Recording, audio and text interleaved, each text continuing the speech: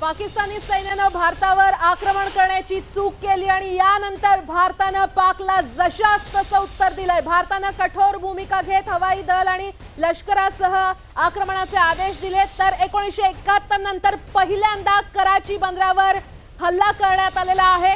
भारताच्या हल्ल्यात कराची बंदर संपूर्णपणे उद्ध्वस्त झालं असल्याचं कळतंय। श्वेता, INS विक्रांतवरनं भारतानं नौदलाच्या मदतीने सुद्धा हल्ले सुरू केले आणि भारतीय नौदलानं कराची बंदरावरती हल्ला केला। 1971च्या युद्धानंतर प्रथमच आता 2025 मध्ये भारताला कराची बंदरावरती हल्ला करावा लागला। याचं कारण म्हणजे पाकिस्तानच्या सुरू असलेल्या कुरापती। त्यामुळे भारताचं जे हुकमी एक्का म्हणावं लागेल INS विक्रांतवरनं नौदलानं कराची बंदरावरती हल्ला केला। निश्चितच पाकिस्तानला एक प्रकारे भारतानं त्यांची जागा दाखवून दिलेली आहे, कारण INS विक्रांतनं आपली भेदकता दाखवून देत कराची बंदरावर हा हल्ला केलेला आहे। कराची बंदरात भारतानं मिसाईलचा पाऊस पाडलाय।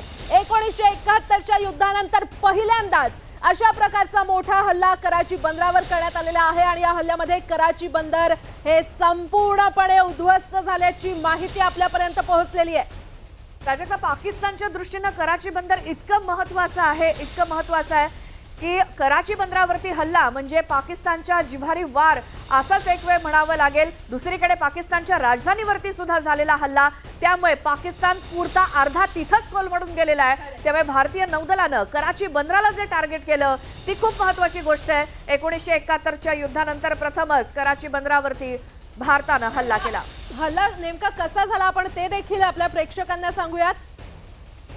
त्यानंतर आणखी एक मोठी बातमी, कराची हे दक्षिण आशियातलं महत्त्वाचं बंदर, त्यावरती हल्ला केलाय भारतानं। आणखी एक महत्त्वाची बातमी ती म्हणजे भारताच्या हल्ल्यामध्ये कराची बंदर पूर्णतः उद्ध्वस्त झालंय।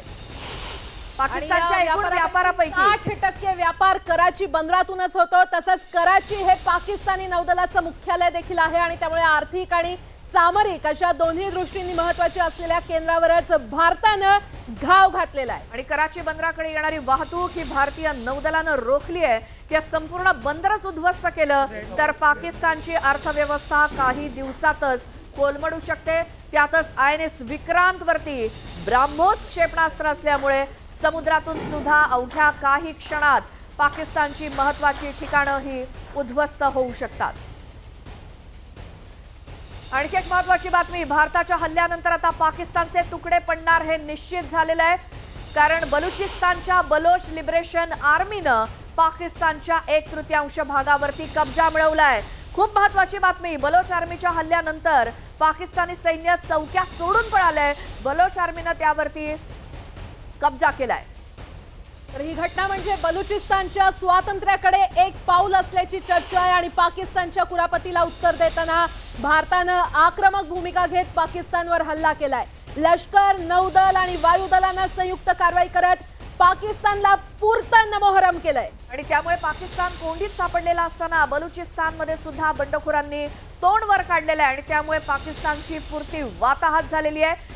हल्ले केल्यानंतर म्हणजे बलुचिस्तानकडनं हल्ले झाल्यानंतर पाकिस्तानने तर चौक्या सोडून पळून जाणंच पसंत केलंय आणि पाकच्या बहुतेक ठिकाणी बलुचिस्ताननं कब्जा देखील केलाय। बलुचिस्तानमध्ये बलूच लिबरेशन आर्मीनं हल्ले केलेत पाकिस्तानमध्ये आणि त्यामुळे पाकिस्तान आता तिहेरी कोंडीत सापडलाय।